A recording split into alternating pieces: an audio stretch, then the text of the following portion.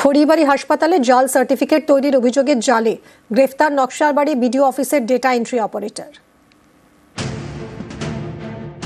শিলিগুড়ির খড়িবাড়ি গ্রামীণ হাসপাতাল, এখান থেকে একের পর এক জাল বার্থ ও ডেথ সার্টিফিকেট তৈরির অভিযোগ। এই ঘটনায় নকশালবাড়ি বিডিও অফিসের নাম জড়ায়। জিজ্ঞাসাবাদের পরে বুধবার গ্রেফতার করা হয় বিডিও অফিসের ডেটা এন্ট্রি অপারেটরকে। धृतेर नाम नवजीत गुह नियोगी। नवजीत गुहा का इस केस में अरेस्ट हुआ है। नाम को अक्यूज में था। डिजिटल फोरेंसिक्स के सारे प्रिंसिपल्स फॉलो किए जा रहे हैं सर्च एंड सीजर में। अभी बाकी जो डिटेल्स हैं, अभी केस न्यू है, फ्रेश है, तो अंडर इन्वेस्टिगेशन है। नवजीत गुह नियोगी नक्शालबाड़ीर हाथीघिसार बासिंदा। नक्शालबाड़ी बिडिओ अफिसेर बांगला सहायता केंद्रेर डेटा एंट्री अपारेटर। नवजीतेर बंधु पार्थ साहा बाड़ी खड़िबाड़ीर अधिकारीते काज करें खड़िबाड़ी ग्रामीण हासपाताले, सेखानकार डेटा एंट्री अपारेटर। এই হাসপাতালেই জন্ম মৃত্যুর জাল সার্টিফিকেট তৈরি হচ্ছিল বলে অভিযোগ। সংখ্যাটা কয়েকশো, অথচ হাসপাতালের খাতায় রেকর্ড রয়েছে মাত্র 170টি। এ নিয়ে তদন্ত করেন খড়িবাড়ির বিওমইচ। তাতে উঠে আসে পার্থ সাহার নাম।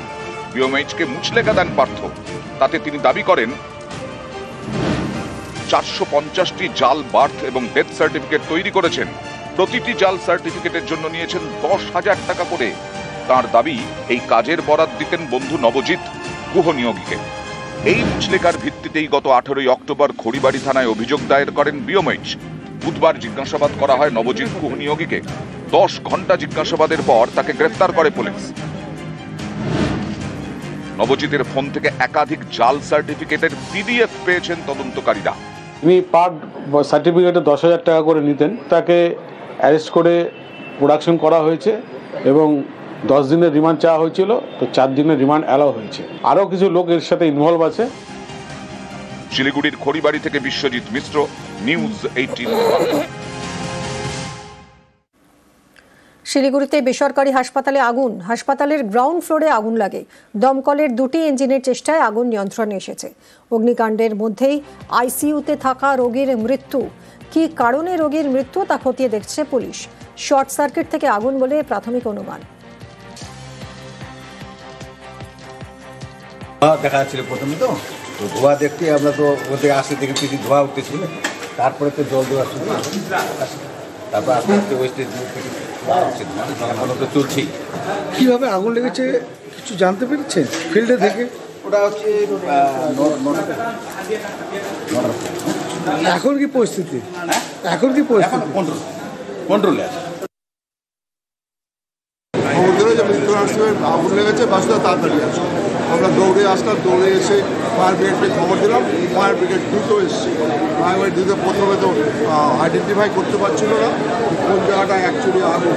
ওরা পরবর্তীকালে ওরা আইডেন্টিফাই করেছে ওই ডায়ালিসিসের পাশে একটা স্টোর রুম আছে, সেইখানে এখন দেখছে সেটা শর্ট সার্কিট কিনা।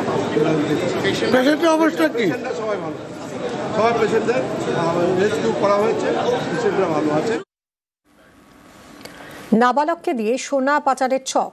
স্বরূপনগর সীমান্তে বিএসএফ এর হাতে পাকড়াও নাবালক। তার থেকে উদ্ধার হয়েছে 11টি সোনার বিস্কুট, যার বাজার মূল্য প্রায় 1,64,00,000 টাকা।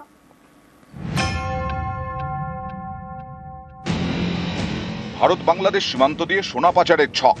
সোনা পাচারে নাবালককে ব্যবহার। বুধবার গভীর রাতে উত্তর 24 পরগনার স্বরূপনগরে বিএসএফ এর হাতে পাকড়াও বছর 12-র এক নাবালক। নাবালকের থেকে উদ্ধার 11টি সোনার বিস্কুট, ওজনে 1 কিলো 286 গ্রাম, বাজার মূল্য প্রায় 1,64,00,000 টাকা। উত্তর 24 পরগনার সীমান্ত এলাকা কাঁটাতারের একদিকে ভারতের স্বরূপনগরের দহরকান্দা, আরেকদিকে বাংলাদেশের সাতক্ষীরা। বিএসএফ জানিয়েছে দহরকান্দা সীমান্তের কাছে ঘোরাঘুরি করছিল ওই নাবালক। তার সঙ্গে ছিলেন এক মহিলা। নাবালকের হাতে ছিল একটি ব্যাগ। বিএসএফ এর সন্দেহ হলে তারা ওই নাবালককে ধরে, কিন্তু মহিলা পালিয়ে যান। নাবালকের হাতে থাকা ব্যাগ থেকে সোনার বিস্কুট উদ্ধার হয়। বিএসএফ এর দাবি, জিজ্ঞাসাবাদে নাবালক জানিয়েছে সে স্বরূপনগরেরই বাসিন্দা, ক্লাস 6-এ পড়ে। যে মহিলা সঙ্গে ছিলেন তিনি মা। বিএসএফ এর দাবি, বাচ্চাটিকে সামনে রেখে সোনা পাচারের ছক ছিল তার মায়ের। স্বরূপনগরের এক কৃষক পরিবারের ছেলেই নাবালক। কাদের হয়ে সোনা পাচারের কাজ করতো এই পরিবার, তা জানতে খোঁজ চালাচ্ছে বিএসএফ। উত্তর 24 পরগনা থেকে অনুপম সাহা, নিউজ 18 বাংলা। বিহারে বিরোধী জোটের মুখ তেজস্বী যাদব। লালু পুত্রের নামে সম্মতি দিলেন রাহুল গান্ধী। মহাজোটের সাংবাদিক বৈঠকে তেজস্বীর নাম ঘোষণা, জট কাটল বিরোধী মহাজোটে।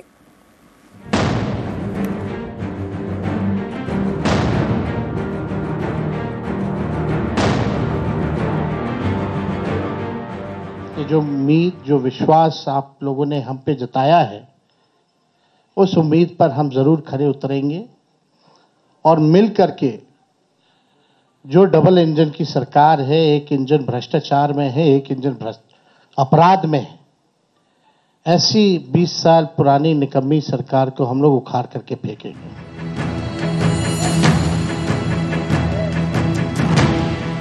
दीर्घ टानापोड़ेने इति शेष पर्यन्त जट काटल बिहारेर विरोधी महाजोटे।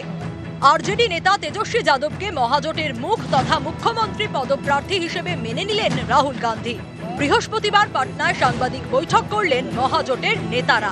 आनुष्ठानिकभावे तेजस्वीर नाम घोषणा करलेन प्रवीण कांग्रेस नेता अशोक गहलोत। खड़गे साहब, राहुल गांधी जी और तमाम जो साथी बैठे हमारे, इन सब की राय लेकर के हम लोगों ने तय किया है इस चुनाव में अगले मुख्यमंत्री के चेहरे के रूप में तेजस्वी यादव जी को हम लोग सपोर्ट करते हैं। बिहारेर क्षमता दखले राखते सर्वशक्ति निये झापिয়েছে एनडीए। नीतीश कुमार बीजेपीर जोटके टेक्का दिते एबार भोट घोषणार अनेक आगे থেকেই एकजोट হয়ে ময়দানে নামেন রাহুল গান্ধী এবং তেজস্বী যাদব। একাধিক জেলা জুড়ে চলে ভোটার অধিকার যাত্রা, কিন্তু আসন সমঝোতা শুরু হতেই মতপার্থক্য তৈরি হতে শুরু করে। শুরু থেকেই আরজেডি দাবি করে বিরোধী জোটের মুখ হিসেবে তেজস্বী যাদবের নাম ঘোষণা করতে হবে। রাহুল গান্ধী রাজি হননি। বিহার কংগ্রেসের অধিকাংশ নেতাও বলতে শুরু করেন আগে ভোট হোক, তারপর নেতার নাম নিয়ে ভাবনা চিন্তা করা যাবে। এর পাশাপাশি কে কটি আসনে প্রার্থী দেবে তা নিয়েও টানাপোড়েন শুরু হয়। কংগ্রেস দাবি করে কমপক্ষে এমন 25টি আসন তাদের দিতে হবে যেখানে জেতার সম্ভাবনা রয়েছে। মতপার্থক্য বিবাদের দিকে গড়ায়। কংগ্রেসকে বাদ দিয়ে একাই যাত্রা শুরু করেন তেজস্বী যাদব।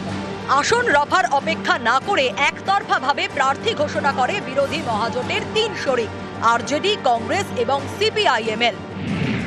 243টি আসনের মধ্যে আরজেডি প্রার্থী ঘোষণা করে 143টি আসনে, কংগ্রেস প্রার্থী দেয় 60টি আসনে, যার জেরে কম করে 12টি আসনে দুই শরিকের মুখোমুখি লড়াইয়ের পরিস্থিতি তৈরি হয়েছে।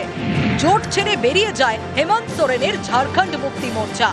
এমনই পরিস্থিতিতে প্রশ্ন উঠতে শুরু করে, বিবাদে জেরবার এমন ভাঙাচোরা বিরোধী জোট কি পারবে এনডিএ কে টেক্কা দিতে? শেষ পর্যন্ত জট কাটিয়ে সাংবাদিক বৈঠকে এক কাট্টা বিরোধী মহাজোট।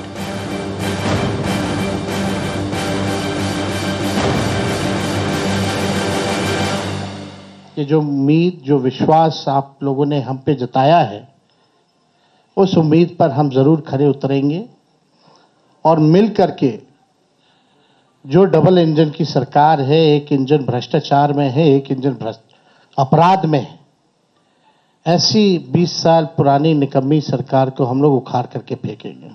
आज हम लोग देख रहे थे कि उस प्रेस से राहुल गांधी की तस्वीर गायब थी। क्या हो गया? हर पार्टियों के निशान जरूर थे, लेकिन राहुल गांधी की तस्वीर नहीं थी।